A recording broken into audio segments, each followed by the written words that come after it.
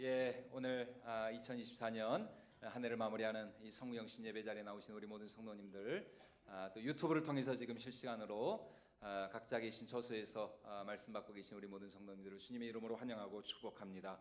올 한 해 여러분 얼마나 참 수고가 많으시고 고생하셨습니까? 오늘 한 해 정말 우리 삶에 여러분 얼마나 크고 작은 많은 정말 일들이 있었습니까? 우리 자신뿐만 아니라 사회적으로도 국가적으로도 또 이 나라적으로도 얼마나 많은 일들이 있었어요. 그러나 그 모든 상황 속에서도 하나님은 여전히 우리와 함께 하셨고, 여전히 하나님은 우리 삶에 신실하셨고, 그 하나님께서 우리를 지키시고 보호하셔서 여기까지 우리를 인도해 주신 줄로 믿습니다. 올 한 해 우리를 인도하신 우리 하나님, 2025년 이제 약 1시간 후면 2025년입니다.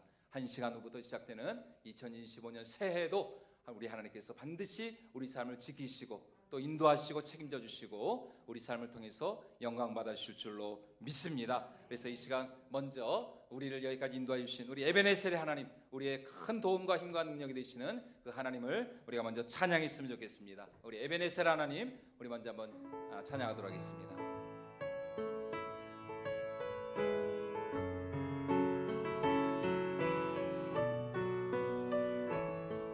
감사하신 하나님, 감사하신 하나님, 에베네셀 하나님, 살아계신 하나님, 에베네셀 하나님, 여기까지 인도하셨네. 여기까지 인도하셨네. 감사하신 하나님, 여기까지 인도하셨네. 살아계신 하나님, 감사하신 하나님, 에베네셀 하나님,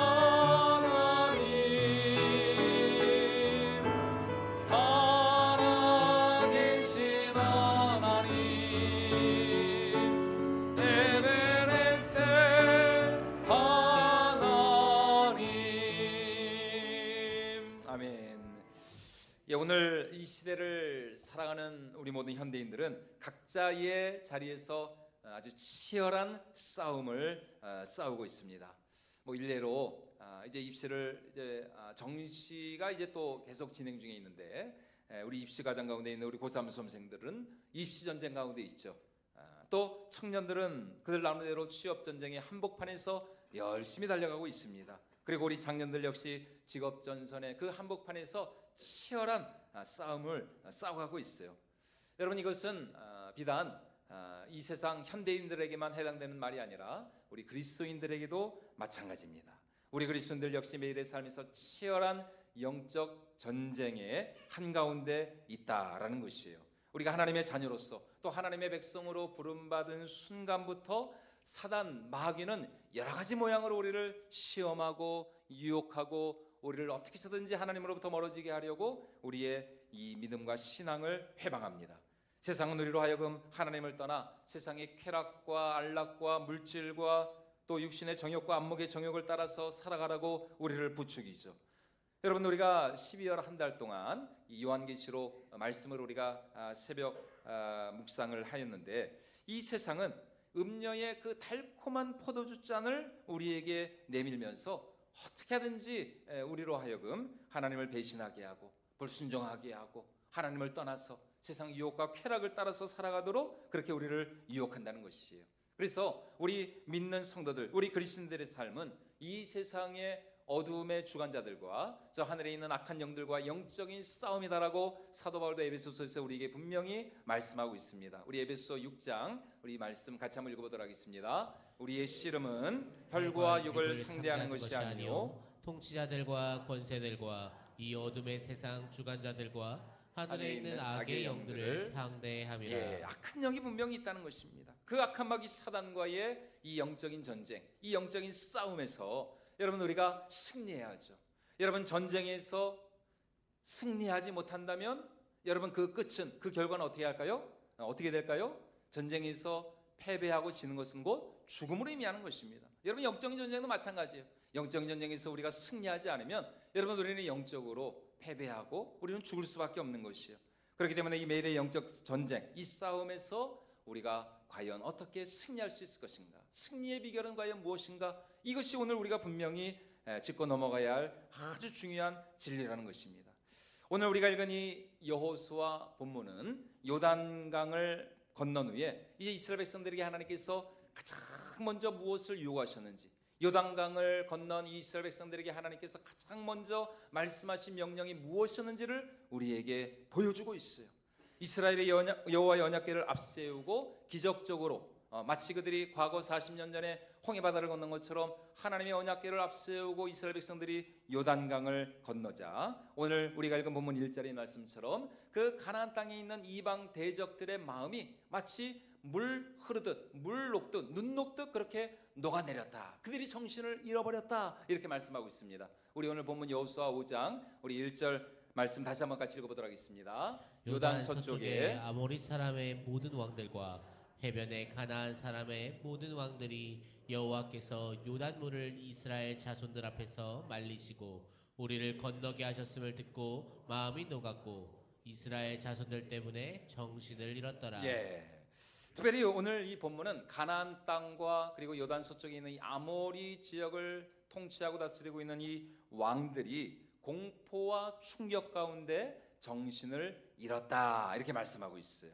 왜냐하면 그들 생각에 이스라엘이 아무리 홍해를 건너고 또 애굽의 바로 왕을 죽이고 그들이 아무리 용을 쓰고 길을 쓴다 할지라도 이 요단강만큼은 절대로 건너지 못할 것이다. 이 가나안 이 왕들 가나안 사람들에게는 그런 정말 이 요단강이라고 하는 믿을 구석이 있었거든요. 그런데 40년 전 이스라엘이 기적적으로 하나님의 은혜로 홍해를 건넌 것처럼 지금 이스라엘 역시 그 하나님의 도우심으로 말미암아 여호와의 언약궤를 그들이 앞세우고 나아갔을 때에 이 기적과 같은 요단강 도하의 역사가 그들 가운데 이루어졌던 것이에요. 그러자 그 대적, 그 이방 왕들의 마음이 녹아내리고 두려움과 충격으로 그들이 정신을 잃었다라고 오늘 성경이 우리에게 분명히 말씀하고 있습니다. 여러분 왕들의 마음이 그러면 백성들의 마음이라고 하는 거야. 더 이상 말할 필요가 없는 것이죠. 그리고 만약 전략과 전술에 능한 군사 전문가가 있었다면 이스라엘에 있었다면 바로 지금이야말로 이스라엘이 대적을 치기에 대적을 물리치기에 가장 적합한 절호의 공격 찬스였을 것이다. 절호의 승리의 순간이었을 것이다라고 그렇게 분명히 주장했을 거예요. 왜냐하면 대적의 사기가 이미 꺾어버렸습니다. 왕들의 마음이 물 흐르듯 녹아버렸어요. 반대로 이스라엘의 사기는 지금 어떻습니까? 하늘을 찌를 듯 이스라엘 백성들의 지금 사기는 충천에 있습니다. 그래서 모두가 여호수아 입에서 전진 앞으로라는 이 명령 한마디가 떨어지기를 그들이 기다리고 있었다는 것이에요. 그런데 여러분 이게 웬일입니까? 하나님께서는 지금 이스라엘 백성들에게 그 어떤 전진 명령도 내리시지 않습니다. 돌격 앞으로 이런 말이 지금 안 나오는 거예요. 이 한마디면 지금 이스라엘 모든 군사들이 물불을 안 가리고 요단강을 건넜는데 우리가 요단강도 건넜는데 저 가나안 대적들이야 우리가 그냥 한 칼에 우리가 저들을 베어버릴 수 있지 않겠느냐. 물불을 안 가리고 대적을 향해서 물밀듯이 밀고 나갔을 텐데 지금 하나님의 입에서 지금 여호수아 입에서 돌격 앞으로가 나온 것이 아니라 어떤 명령이 나왔습니까? 거기서 스탑 정지 명령을 내리신 거예요. 하나님께서. 여러분 이게 웬일입니까? 그리고 하나님께서 그들에게 요구하신 명령이 무엇이냐? 너희는 지금 그 자리에 그냥 가만히 있어. 아무것도 하지 마. 이제 그리고 너희가 해야 될 일은 무엇이냐? 할례를 행하라는 것입니다. 할례를 행하라는 것이에요. 광야길에서 태어나 아직 할례를 받지 않은 이 출애굽 2세대 광야 세대에게 하나님께서 할례를 명하고 있다는 것입니다. 여러분 이게 도대체 무슨 이유일까요?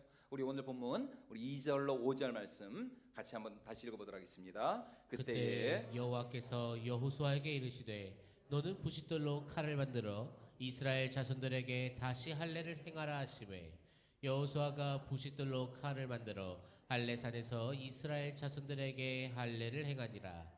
여호수아가 할례를 시행한 까닭은 이것이니 애굽에서 나온 모든 백성 중 남자 곧 모든 군사는 애굽에서 나온 후 광야길에서 죽었는데 그 나온 백성은 다 할례를 받았으나 다만 애굽에서 나온 후 광야길에서 난 자는 할례를 받지 못하였습니다. 여러분 적으시죠. 여러분 우리가 아는 것처럼 할례라는 것이 무엇입니까? 남성의 생식기의 표피를 잘라버리는 것. 이것이 아브라함 때부터 하나님과 이스라엘 백성들, 언약 백성들 사이에 맺어진 거룩한 언약 백성의 표지이자 상징이었습니다. 그런데 출애굽 이후에 이 광야에서 태어난 출애굽 2세대들은 아직 이 광야 행진 가운데 있었기 때문에 그들에게 그 어떤 마땅한 시점에 할례를 행할 기회가 없었어요. 그러므로 그들이 할례를 받아야 하는 것은 맞는 말입니다. 맞는 말이에요. 그런데 문제는 왜 하필 지금이냐는 거예요. 왜 하필 지금 꼭 이 할례를 받아야 하냐는 것입니다. 지금 가나안 대적들이 어떤 상태일까요? 온 신경을 곤두세우고 이스라엘의 일거수일투족을 감시하고 있습니다. 저놈들이 언제 쳐들어올까? 저놈들이 도대체 무슨 꿍꿍이를 무슨 속셈을 가지고 있는가? 지금 가나안 대적들이 지금 온 신경을 이 이스라엘에게 온 그 안테나 주파수를 맞추고 있거든요. 이스라엘이 언제 쳐들어올지, 어떤 식으로 공격해 올지, 그들은 그들 나름대로 만반의 준비를 갖추고 모든 정보망을 동원해 가지고 지금 이스라엘의 일거수일투족을 감시하고 있는 거예요. 만약 지금 이스라엘 이 장정들이 할례를 받는다면 여러분 그들은 며칠 동안 아주 극심한 고통 가운데 거의 죽을 만치 그렇게 꼼짝을 못할 거예요. 뭐 지금처럼 여러분 지금으로부터 최소 못해도 3,000년 전입니다. 3,000년 전, 거의 200~300년 전이에요. 그때 무슨 마취제가 있었겠습니까? 진통제가 있었겠습니까? 여러분 주사 한 방도 이게 아파요, 아파. 이게 간호사 선생님이 이렇게 이게 때려주지 않으면 아프거든요, 이게 주사가. 그런데 세상에 마취제도 없이 할례를 받는다고 여러분 한번 생각을 해보십시오. 부싯돌로 그것도 여러분 부싯돌이 뭡니까? 아주 그 청동기 시대, 구석기, 신석기 그런 시대나 쓰였던 그 아주 얇고 그 날카로운 그 돌 아닙니까? 차돌 같은 거. 여러분 그걸로 이 남자의 가장 예민하고 이 민감한 그 생사를 잘라야 한다고 여러분 한번 생각을 해보십시오. 얼마나 고통스럽고 정말 죽을 맛이 힘들겠어요. 만약 가나안 대적들이 이 사실을 알고 이스라엘 백성들이 할례를 받다는 이 사실을 알고 그들이 연합해서 불시에 이스라엘을 공격한다면 여러분 이스라엘은 그냥 누워서 죽는 거예요. 전멸당한 전멸. 너무나도 참 위험천만하고 무모한 행동이 아닐 수가 없습니다. 그런데 왜 하필 하나님께서 지금 그들에게 할례를 행하라 명하시느냐? 여러분 가나안 전쟁 다 끝나고 할례 받아도 되는 거 아니에요? 여러분 그래도 되잖아. 아니 40년 동안을 기다려왔는데 굳이 지금 그럴 필요가 있을까요? 가나안 전쟁 다 끝나고 할례 받아도 되잖아요. 저 가나안 놈들 다 물리치고 나서 그때 가서 할례를 받아도 되는 거 아닙니까? 여러분 그게 더 합리적이고 이성적이고 인간의 어떤 그런 논리와 그런 어떤 판단으로 생각해 봤을 때 여러분 그게 또 맞는 말이잖아요. 지금 하나님이 너무 성급하신 거 아닙니까? 하나님이 할례주의자도 아니고 왜 하나님께서 이렇게 이스라엘 백성들에게 아니 지금 이 시점에서 할례를 행하라 하시느냐? 우리 하나님 뭔가 이거 지금 오판하시는 거 아니에요? 여러분 대답은 그렇지가 않다라는 것입니다. 여러분 지금 하나님께서 지금 이 상황을 착각하시는 것이 아닙니다. 지금 하나님이 너무 성급하고 무리하게 이스라엘 백성들에게 할례를 행하라 이렇게 강요하시는 게 아니에요.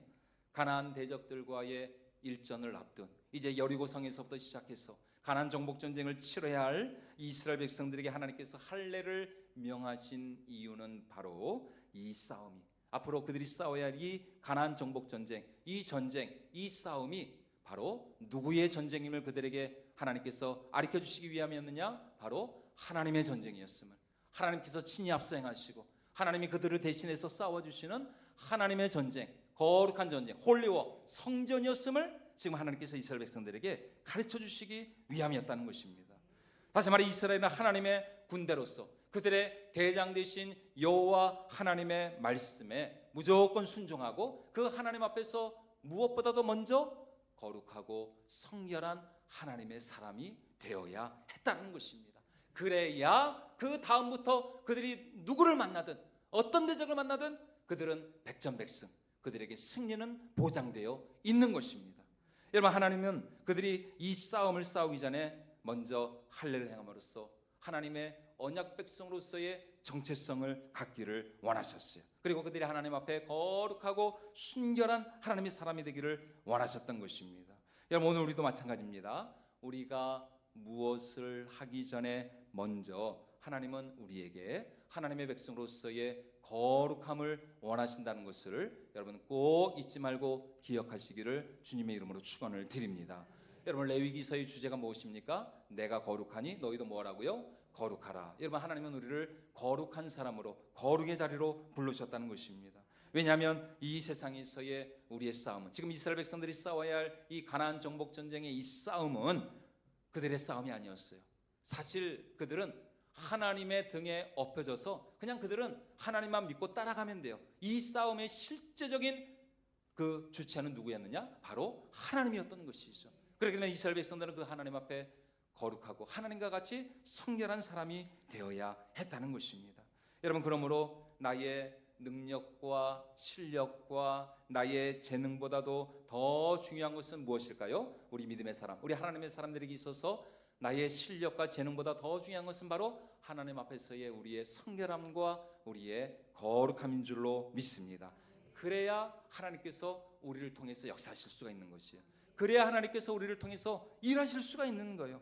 아무리 우리의 힘과 재능과 실력과 능력이 탁월하다 할지라도 여러분, 우리가 거룩하지 않다면, 여러분, 우리가 하나님 앞에서 온전치 못한 모습으로 서 있다면 하나님은 그런 우리를 통해서 아무 일도 하실 수가 없는 거예요. 그러나 우리의 힘이 좀 부족하고 우리가 좀 어리석고 우리가 좀 못나고 우리가 좀 성급해도 하나님이 우리와 함께 해주신다면, 그 하나님께서 내 앞서 행하여 주시고 그 하나님이 나를 위해 싸워주신다면 여러분, 우리의 삶은 반드시 승리의 삶이 될 줄로 믿습니다.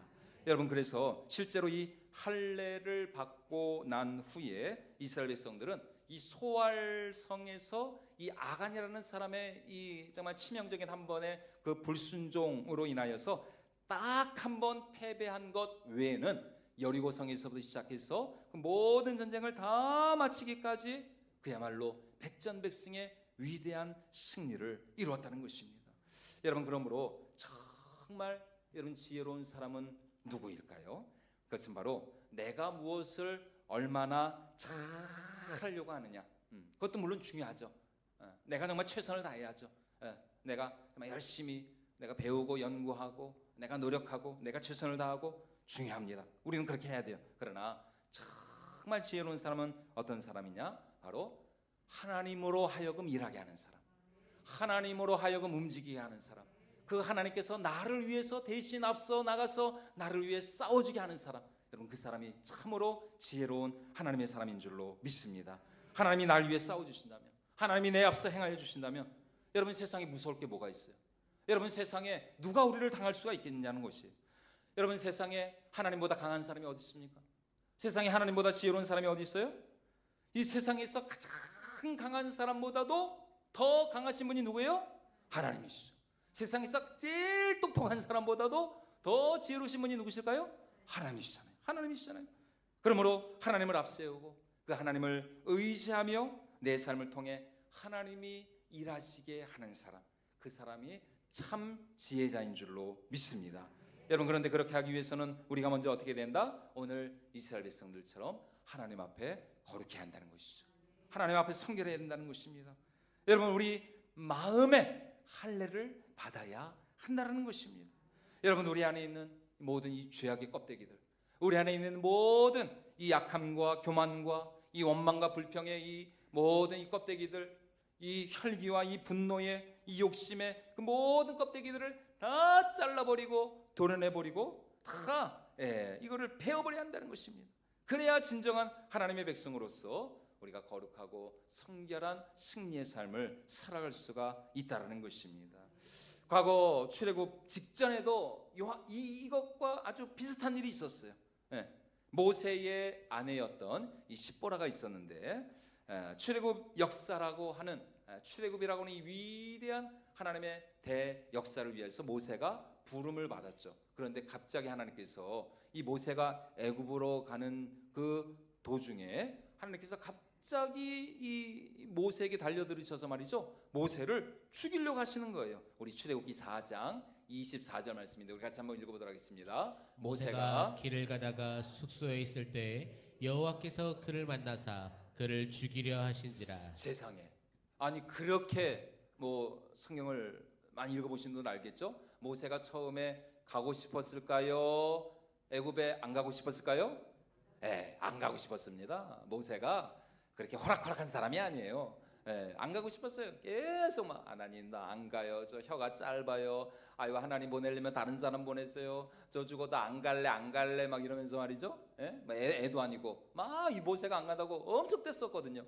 그래서 하나님이 그냥 오냐 그래도 아이고 이놈의 새끼 내가 그냥 한 번은 봐줘야지, 두 번은 봐줘야지.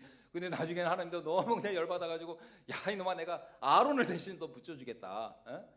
그러니까 웬만하면 가라. 그래서 하나님이 아주 잘 구슬리고 탈러가지고 이 모세가 이 출애굽을 위해서 바로 왕을 만나기 위해서 길을 떠났거든요. 아니 그런데 아니밤중에 홍두깨라고 왜 갑자기 하나님께서 그 애굽으로 가는 이 모세를 찾아오셔서 그에게 달려들어가지고 말이죠, 지금 모세를 죽이려고 하신 겁니다. 뭐 모세가 갑자기 뭐 열병에 걸렸든지 뭐 모르겠어요. 모세가 막 죽으려고 그러는 거예요. 호흡곤란이 오고. 여러분 그 이유가 무엇이었느냐? 그것은 바로 이 모세의 두 아들들이 아직 할례를 받지 않았기 때문이었어요. 뭐 모세 자신이 자신의 아들들에게 할례를 별로 줄 마음이 없었는지, 왜냐하면 뭐 이게 힘든 일이잖아요. 뭐 누가 할례를 그 당시에 받고 싶어 했겠습니까? 그래서 뭐 모세 자신이 자녀들의 그 할례를 뒤로 밀었는지, 아니면은 모세의 아내였던 십보라가 뭐 반대를 했든지. 왜냐면 이것도 좀 일리가 있습니다. 왜냐면은 모세는 약간 좀 이렇게 공처가였거든요. 약간 이렇게 처가살이하고 약간 쥐어자는 사람이어서 이 십보라가 반대했을 가능성도 상당히 좀 일리가 있는 그런 이론 중에 하나입니다. 여하튼 지금까지 모세는 아들들의 할례를 미루고 있었어요. 그런데 그게 그만 화근이 되어서 지금 하나님께서 모세를 죽이려고 하시는 것입니다. 왜냐하면 이제 모세는 어떤 일을 하러 애굽으로 가고 있어요? 출애굽이라고 하는 하나님의 대역사를 이루기 위해서 지금 애굽으로 가고 있습니다. 하나님을 위하여서, 하나님을 위한 그 거룩한 싸움을, 바로와 이 거룩한 영적인 전쟁을 치러야 되거든요. 앞으로 그가 수행할 출애굽이라고 하는 이 대역사를 위해서는 모세 자신뿐만 아니라 모세의 가정도, 모세의 자녀들도 하나님 앞에서 어떻게 됐다? 거룩해야 했다는 것입니다. 거룩하고 성결하고 온전한 모습으로 이 모세의 가정이 하나님 앞에 서했거든요. 그래서 십보라가 황급하게 그의 아들들의 양피를 베어서 모세 앞에 놓았을 때 드디어 하나님께서 이 모세를 놓아 주셨습니다. 우리 출애굽기 4장 25절과 26절 말씀도 같이 한번 읽어보도록 하겠습니다. 십보라가 돌칼을 가져다가 그의 아들의 포피를 베어 그의 발에 갖다 대며 이르되 당신은 참으로 내게 피 남편이로다 하니 여호와께서 그를 놓아주시니라.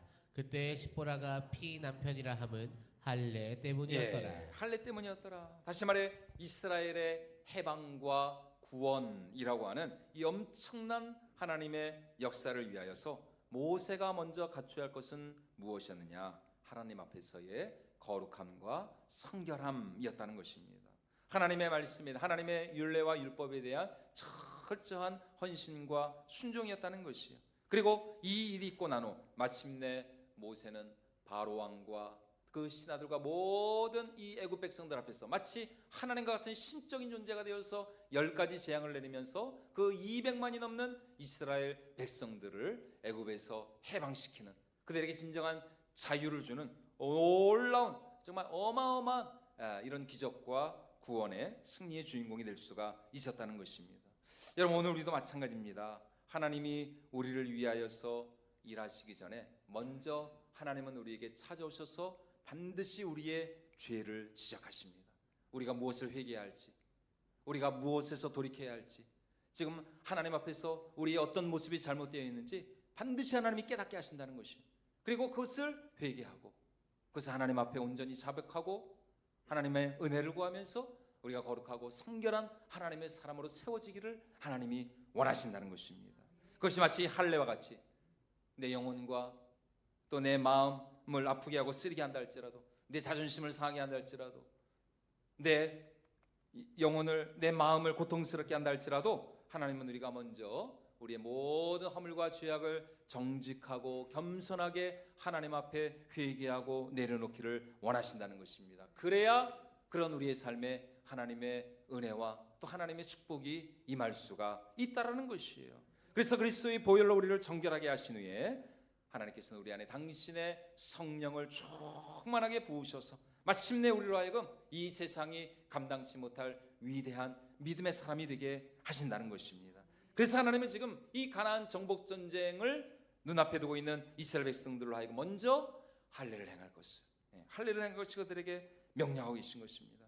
만약 우리가 한번 생각을 해봅시다. 광야에서 죽었던, 그러니까 요단강을 건너기 전까지 다 그 1세대가 다 죽지 않았습니까? 이 광야에서 죽은 출애굽 1세대가 이런 명령을 받았다면 여러분 그들이 어떤 반응을 보였을까요? 사사건건 모세와 아론에게 시비를 걸고 원망하고 불평하고 거역하고 교만했던 이 출애굽 1세대, 여러분 그들은 이번에도 똑같이 여호수아에게 이렇게 원망했을 거예요. 너희가 아니 여호수아 지도자시여, 아니 지금 당신 제정신이 있는 겁니까? 아니 지금 때가 어느 때인데, 아니 우리가 더 저 대적들 저놈들 우리가 치고 나서 우리가 가나안 정복 전쟁 다 끝나고 나서 아니 그때 가서 할례를 해도 되지 않습니까? 40년 동안 가만히 있더니 왜 지금 이렇게 막 할례 해가지고 이렇게 난리 부르스를 치고 있습니까? 아마 출애굽 1세대였다면 그렇게 이 여호수아에게 항의하면서 할례 결사반대 막 피켓 들고 막 이러면서 막 이 시위하고 막 그랬을 거예요. 실제로 그들이 이게 어느 정도 일리가 있는 말인 게, 만약 그들이 지금 할례를 받는다면 그 얼마나 고통스럽겠습니까? 거의 뭐 며칠 동안은 꼼짝을 못하는 거예요. 만약 그때 이 가나안 대적이 기습 공격을 한다면 정말 이스라엘은 칼 한번 제대로 휘두르지 못하고 그냥 누워서 떼죽음을 당하는 거예요. 그럼에도 하나님은 지금 그들에게 할례를 명하고 계시는 것이죠. 한마디로 너희는 나만 믿고 따라오라는 것입니다. 내 말에 온전히 순종하라는 것이, 내가 죽으라면 죽고, 내가 멈추라 그러면 멈추고, 내가 가라고 하면 가고, 내가 하라고 하면 하라는 것입니다. 이성적이고 논리적으로 생각해 볼 때 요단강을 건넌 지금이 이스라엘 군대에게는 최고의 절호의 공격 기회였어요. 이 여세를 몰아서 곧장 여리고 성으로 그들은 진격하면 되는 거였어요. 지금 대적의 마음이 물처럼 녹아있다 그랬죠. 그러나 요단강을 건너 이스라엘 백성들은 얼마나 지금 사기가 충천해 있습니까? 그러나 새로운 세대, 이 광야 신세대는 할례를 행하라는 우리 하나님의 말씀에 단 한마디 불평 없이 그들은 온전히 여호수아의 말씀에 순종하고 있습니다. 왜냐하면 그들은 이제 알았기 때문이죠. 무엇을 알았을까요? 이 싸움의 주도권은 우리에게 있는 것이 아니라 누구에게 있다? 하나님께 있습니다. 하나님께 있음을, 이 싸움은 우리의 싸움이 아닌 하나님의 싸움임을 그들은 알았기 때문이었습니다. 다시 말해 가나안을 정복하는 것은, 저 가나안의 대적들을 정복하는 것은 우리들의 힘과 지혜와 전략에 있지 않다는 것을 비로소 깨달은 것입니다. 약속의 땅 가나안을 정복하는 것은 전적인 하나님의 능력, 하나님의 도우심, 오직 하나님의 힘에 있다는 것을 그들이 알았기 때문이에요. 그래서 지금 이스라엘은 비록 그들이 어떤 일을 당할지 모른다 했지만 온전히 하나님을 신뢰하고 믿는 그 순종하는 마음으로 할례를 행하고 있는 것입니다. 과거 출애굽 1세대는 육신의 할례는 받았어요. 그들은 과거 출애굽 1세대는 육체의 할례를 받았지만 그들은 어디에 할례를 받지 못했을까요? 마음의 할례를 받지 못했어요. 마음의 할례.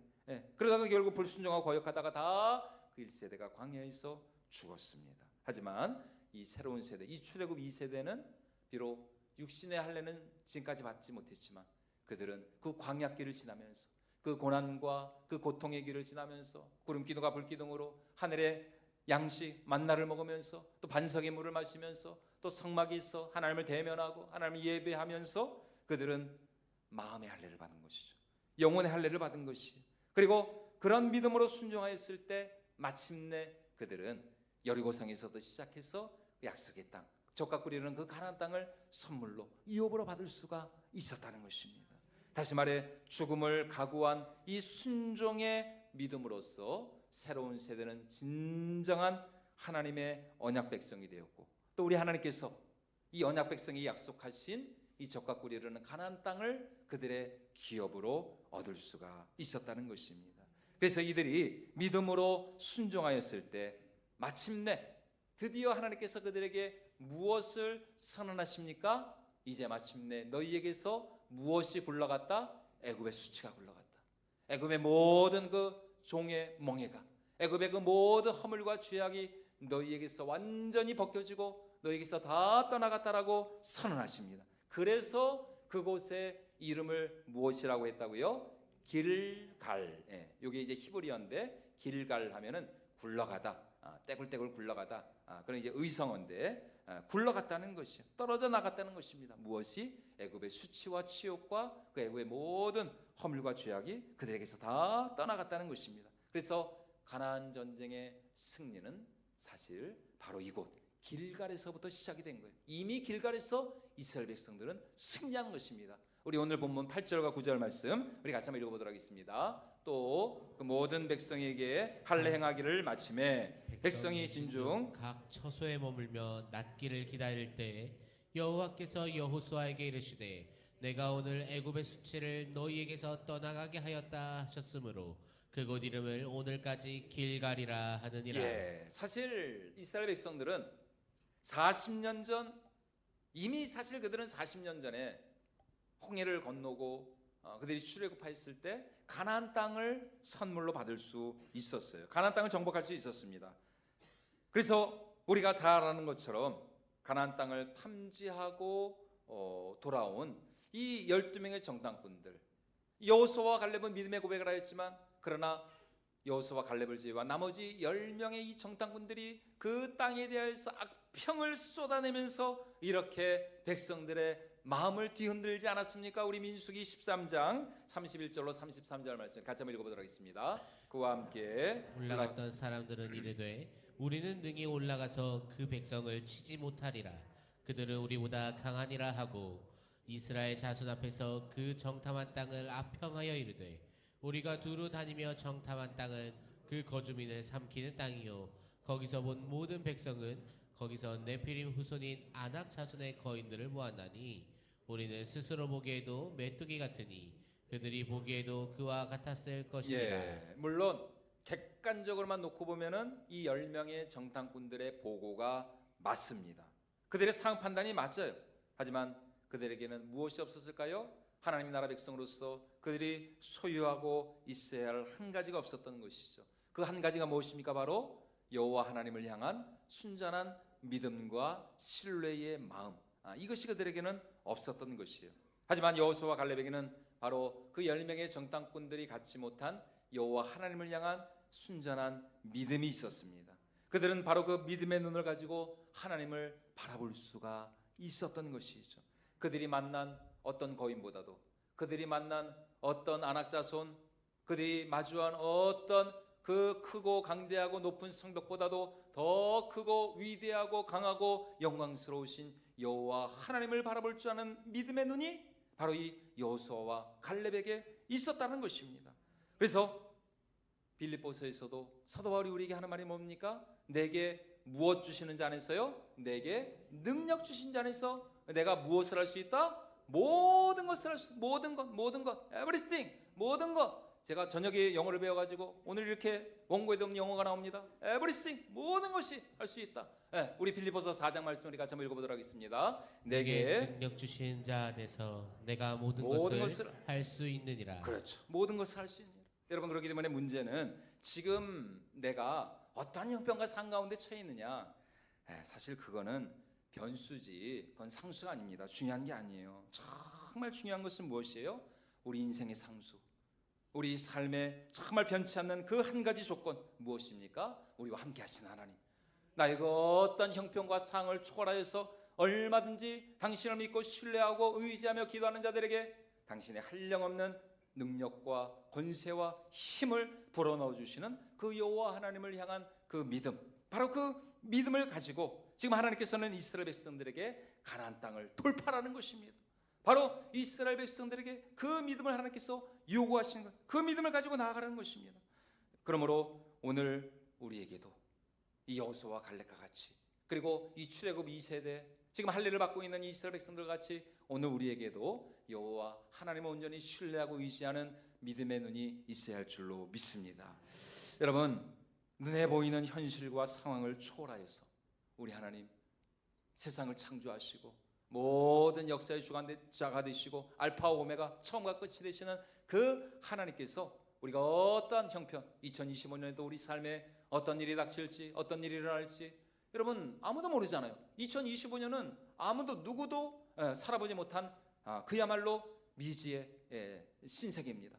과연 2025년 한 해 우리에게 어떤 일이 일어날지, 우리가 어디로 갈지 무엇을 할지 우리는 알 수 없지만, 그러나 전능하신 능력의 하나님을 의지하며 우리가 믿음으로 나아갈 때에 반드시 하나님께서 우리와 함께 해주시고 또 우리를 위하여 싸워주시고 반드시 우리 삶을 챙겨주시고 축복해 주실 줄로 믿습니다. 사랑하는 여러분, 오늘 우리 삶의 승리는 그러므로 세상적인 어떤 조건에 있는 것이 아닙니다. 세상은 우리의 스펙을 보죠.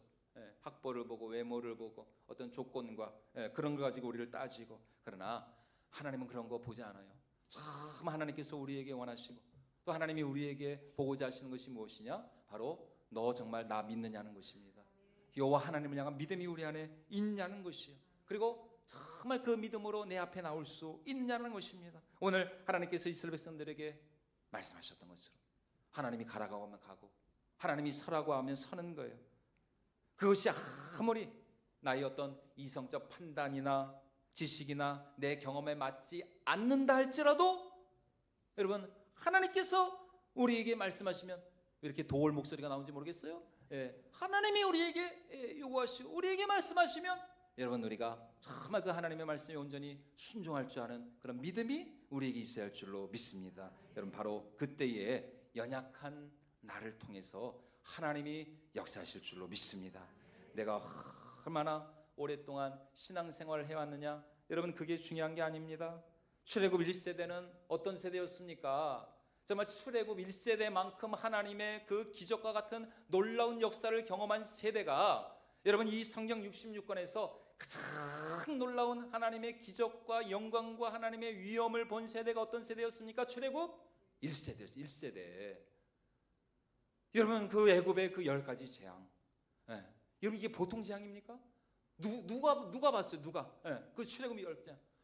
여러분 눈앞에서 홍해 바다가 갈라졌다니까요. 홍해 바다. 아니 우리 생각하듯서는 이야 정말 홍해 바다가 갈라질 정도의 그런 기적을 봤으면 좀 하나님을 믿을 만도 할 것 같은데 출애굽 1세대는 못 믿었다니까. 못 믿었다.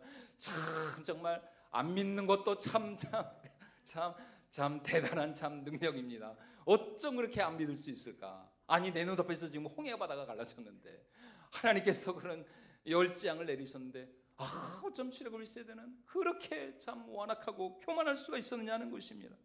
그들에게는 만나움의 추락이 있었습니다. 여러분 그들에게는 정말 그 신의 산에서의 하나님의 영광의 위엄이 있었어요. 모세의 그 두 돌판을 받았죠. 심지어 그들에게는 여호와의 영광이 임재하시는 구름 기둥과 불 기둥이 임재하시는 여호와의 성막도 있었어요. 하지만 그들은 마음의 할례를 받지 못해서 결국 끝까지 불순종하고 원망하고 불평하다가 결국 광야에서 죽어버린 것이, 요단강을 건너지 못했어요. 다시 말해 그들의 몸은 출애굽했을지 모르지만 그들의 무엇은 출애굽하지 못했다? 마음은 출애굽하지 못한 거예요. 그들의 마음은 한 발자국도 애굽에서 나오지 못한 거예요. 여러분 예를 들어서 어떤 사람이 교도소에 들어갔다가 이제 만기 출소를 했어요. 그러면 이제 좀 회개하고 좀 새 사람이 되어야 될 거 아니에요? 아니 그런데 교도소를 나오고 형기를 다 채우고 나왔는데도 계속해서 그냥 오히려 그냥 교도소에서 더 그냥 막 악한 그런 것들을 죄들을 배워가지 말이죠. 더 그냥 죄질 궁리나 하고. 여러분 그렇다면 그 사람은 몸은 나왔을지 몰라도 그의 마음과 그의 영혼은 여전히 교도소 그 담벼락 안에 있는 거예요. 한 발자국도 못 나온 거예요. 여러분 이스라엘 백성들도 마찬가지입니다. 출애굽 1세대 그들의 몸은 애굽을 떠났을지 모르지만 그들의 마음은 애굽에서 여전히 그들은 종노릇하고 있는 것이에요. 여전히 바로 왕의 그 노예로 살아가고 있는 것이에요. 그래서 그렇게 사사건건 모세에게 시비를 걸고 원망하고 불평하고. 하지만 출애굽 2세대는 비록 육신의 할례는 받지 못했지만 그들은 마음의 할례를 받았죠. 영혼의 할례를 받았습니다. 그래서 지금 하나님의 그 말씀에 순종함으로 말미암아 진정한 가나안 땅의 축복의 주인공이 된 줄로 믿습니다. 오늘 우리 신앙생활도 마찬가지입니다. 길갈이 있어야 젖과 꿀이 흐르는 가나안 땅의 축복이 우리에게 임하는 줄로 믿습니다. 여러분 길갈을 지나야 여리고의 그 기적과 같은 놀라운 승리가 있는 거예요. 그러기 위해서는 우리가 먼저 마음의 할례를 받아야죠. 내 속에 있는 이 모든 하나님이 미워하시고 싫어하시는, 하나님이 혐오하시는 그 모든 악한 죄악의 껍데기들, 그 모든 원망과 불평, 불순종과 그 완악함의 그 껍데기들을 완전히 다 길갈해야 됩니다. 다 떨어져, 다 베어버려야 되는 거예요. 여전히 내 속에 있는 그 죄악된 육적인 본성을 다 도려내버리고 다 잘라내버리고 말이죠. 우리 안에 그 추하고 더러운 옛사람을 완전히 벗어버리고 이제는 하나님을 따라 의와 또 진리의 거룩함으로 지으심을 받은 새 사람을 입어야 할 줄로 믿습니다. 우리 에베소 4장 22절과 24절 말씀까지 우리 같이 한번 읽어보도록 하겠습니다. 너희는 유혹의 독심을 따라 썩어져가는 구습을 따르는 옛사람을 벗어버리고 오직 너희의 심령이 새롭게 되어 하나님을 따라 의와 진리의 거룩함으로 지으심을 받은 새 사람을 입으라. 옛사람을 벗어버리고 무슨 사람을 입으라고요? 새 사람을 입으라. 새 사람. 여러분 새 사람이 되어야 새수는 쇠부대에 하나님께서 2025년 새해 우리 삶에 새로운 은혜와 축복으로 역사해 주실 줄로 믿습니다. 2024년을 마무리하면서 이제 여러분 조금만 있으면 이제 2025년 새해예요. 우리가 새로워져야 되겠습니다. 의와 진리의 거룩함으로 지으심을 받은 새 사람을 입어야 돼요. 성령께서 오늘 이 시간 우리 가운데 능력으로 역사해 주셔서 오늘 이 시간 이 자리가 우리 영혼의 우리 신앙의 거룩한 길갈이 될 수 있기를 주님의 이름으로 축원을 드립니다. 여전히 우리 안에 남아있는 죄악의 껍데기들, 모든 애굽의 그 본성, 하나님과 우리 사이를 가로막고 있는 그 모든 죄악의 누더기 옷들을 이제 다 벗어버려야 돼요.